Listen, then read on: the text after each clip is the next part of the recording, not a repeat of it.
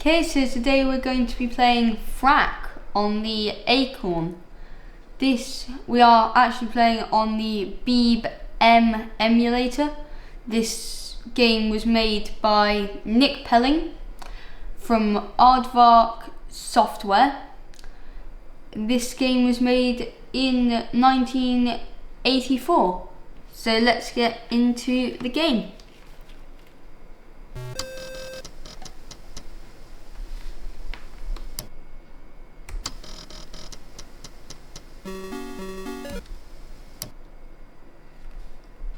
So you're going to play Trog, the pink caveman, up against his nemesis enemies here.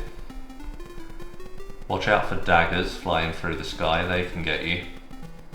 You have a timer counting down to get to the end of the level. Balloons will kill you. Big pink monsters will kill you.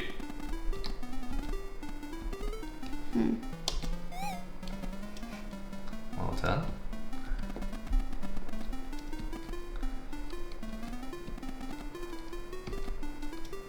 Doing running jump.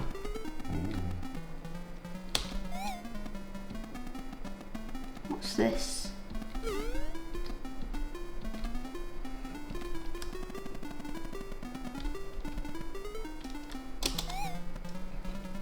How many colours can you count on the screen then?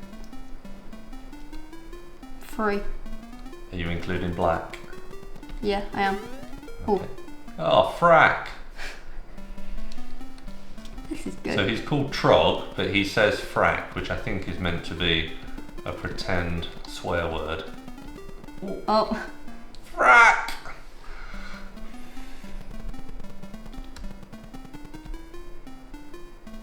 Let that first dagger go. So you've got 4 colours if you include black, and there's only 8. How is that 4? 1, Colours. 2, 3. Yellow, pink, black, blue. It's Yeah? blue. The background is blue. Oh, yeah. Forgot the background existed. So that means that Trog lives in a planet where his skin and the grass and his enemies are exactly the same colour as him. Must be a bit confusing.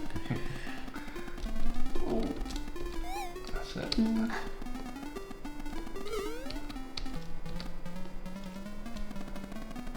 So I will warn you, you can die if you fall too far on this.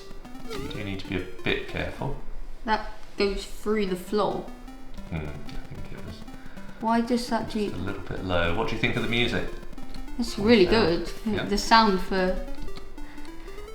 I thought you said this was lacking power in the SID chip. No, not really. I think it's a nice sound on this. I don't think it's quite as capable as a sound chip as say the SID chip would be. But I quite like the design of this one. Nope. Wrong button. So do you think it's hard? Very. I think you've got further than I got. You're better at this game than me.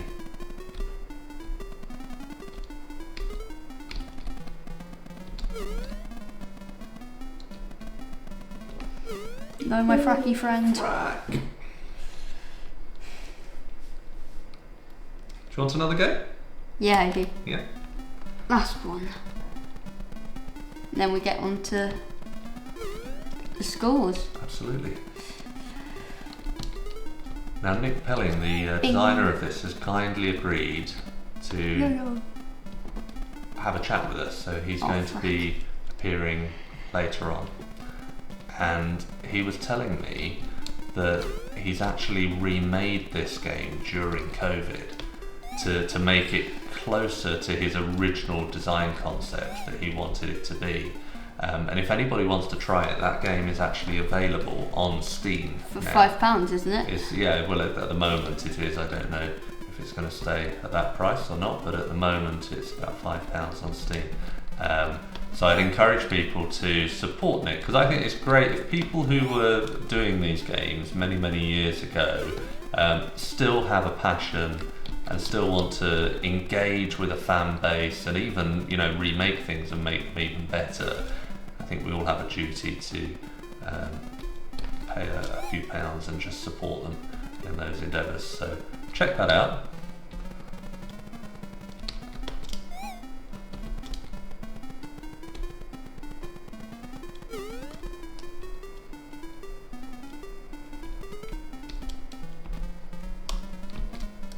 Oh, wrong button. Oh. Frak. I'm pretty sure that's meant as an expletive. I think that's like a caveman swear word. Great, okay. Right, so scoring. So first of all, we'll start with concept.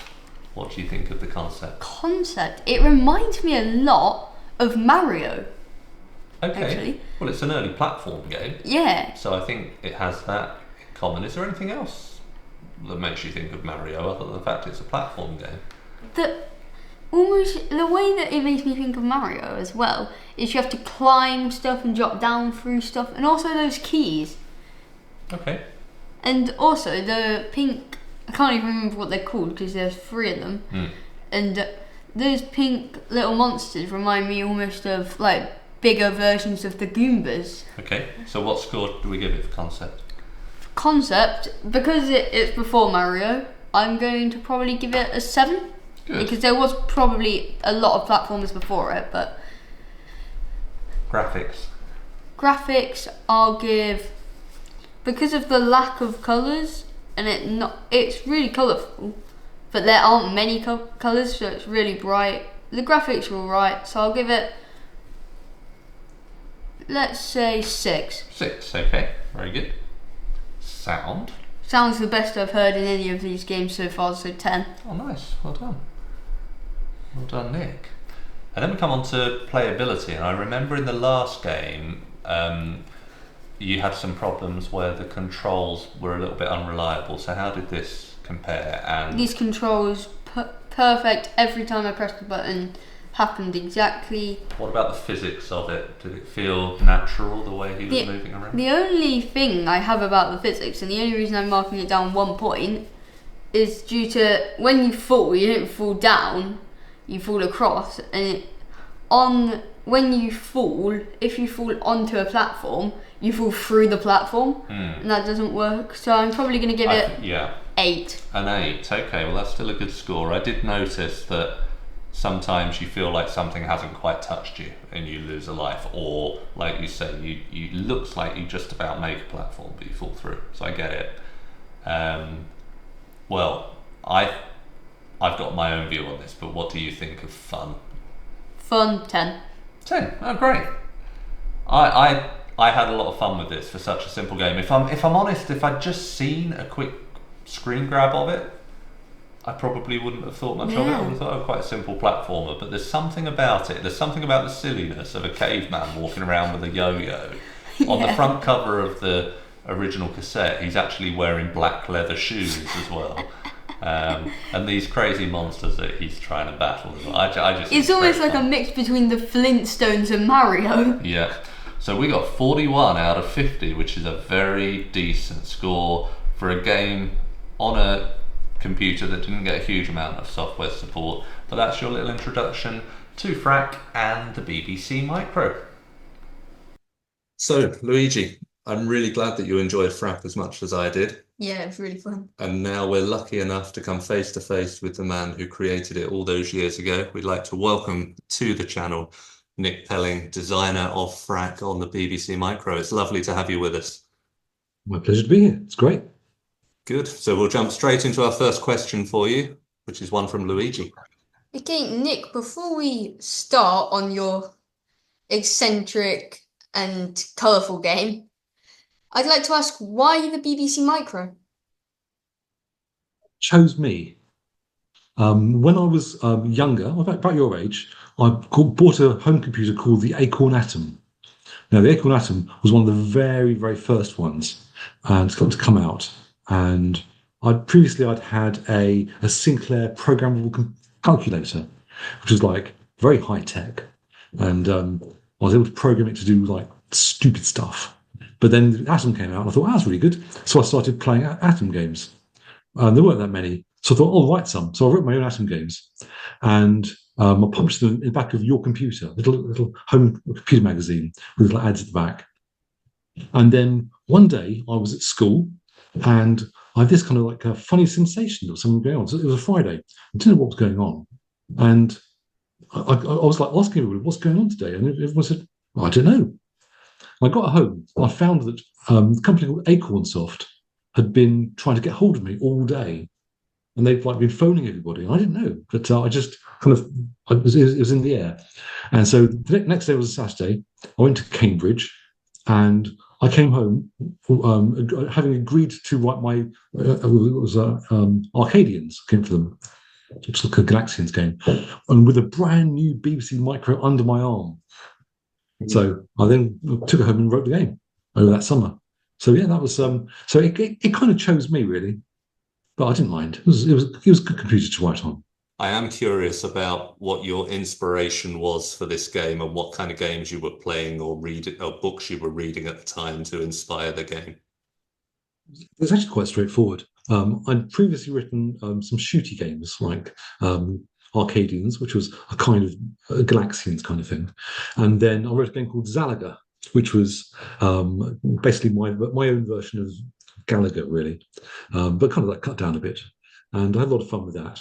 But I kind of done shooter games, and I decided I wanted to do something different.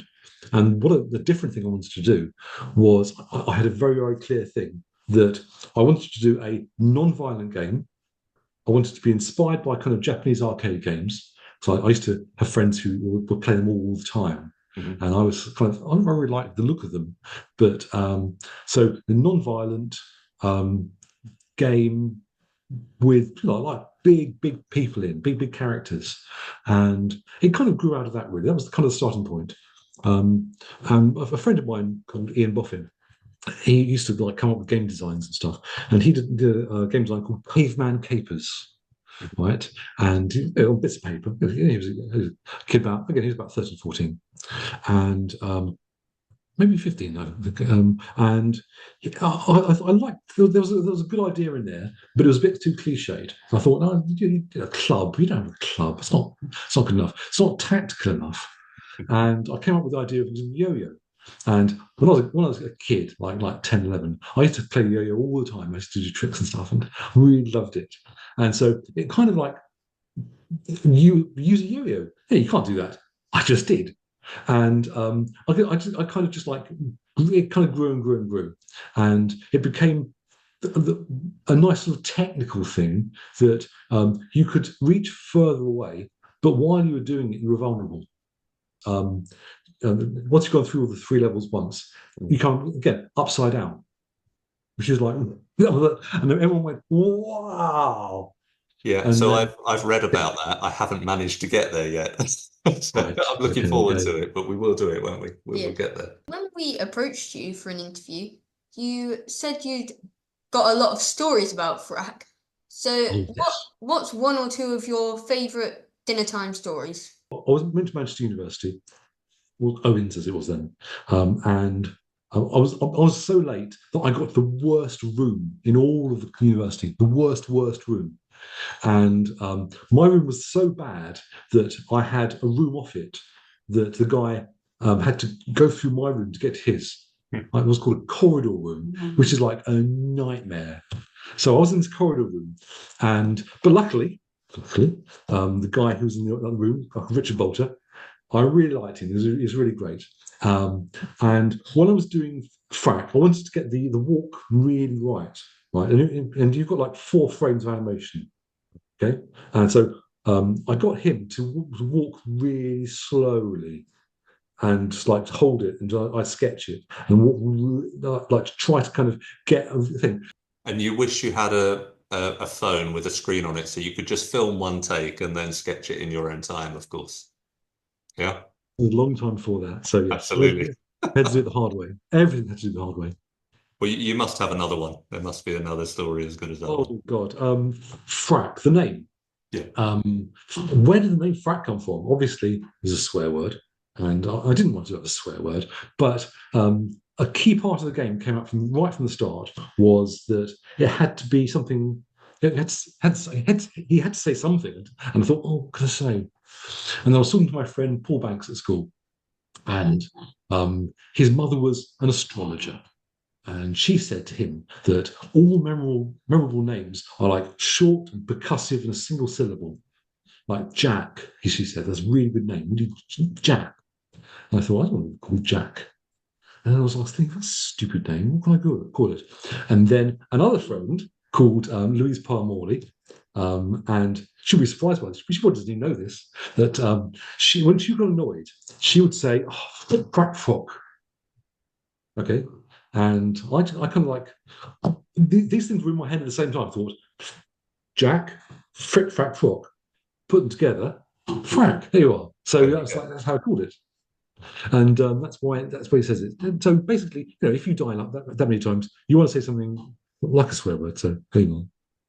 So while playing Frak, I know it's meant to be a puzzle game, but not a puzzle game, a platform game, but it almost seems part puzzle game because of the rules and like almost presents a puzzle for you.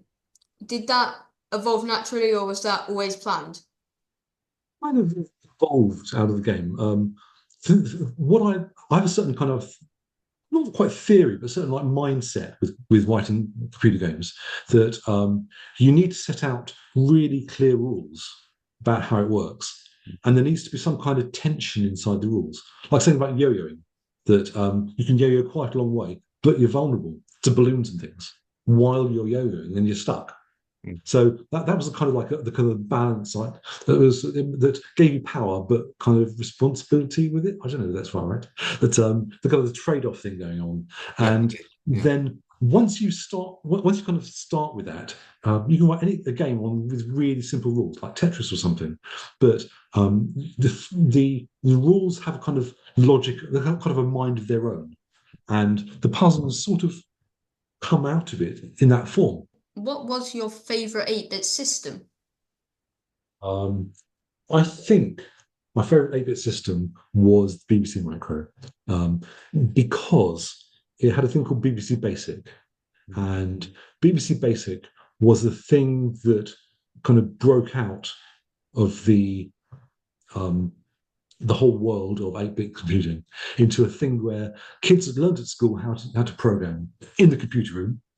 And there were all the BBCs were lined up, and everyone would write BBC Basic, and loads of the kids would go back in lunch times and try to write games and stuff.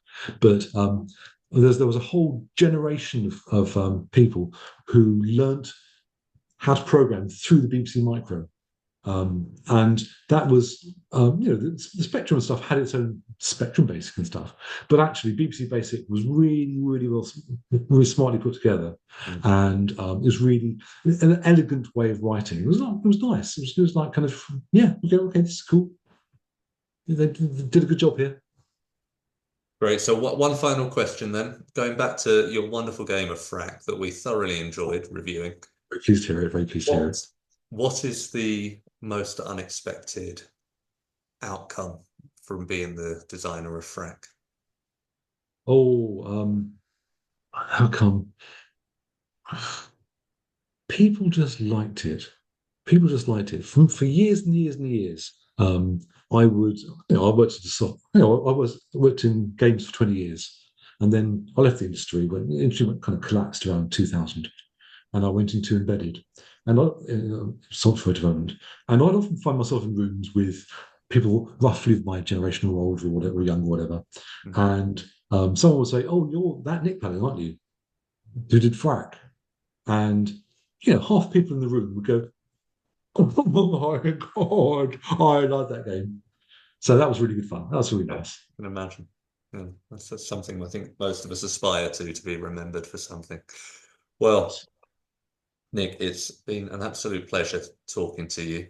Of the couple of interviews that we've done so far, I just think we could keep talking to guys like you for hours, but unfortunately we're all limited on time. So we'd just like to say a massive thank you, wouldn't we, from the channel? Yeah. Really big Luigi. Cheers, Link. Thank you very much. Thank you very much for joining us, and we wish you all the best. Thank you. You too. Good luck with the show.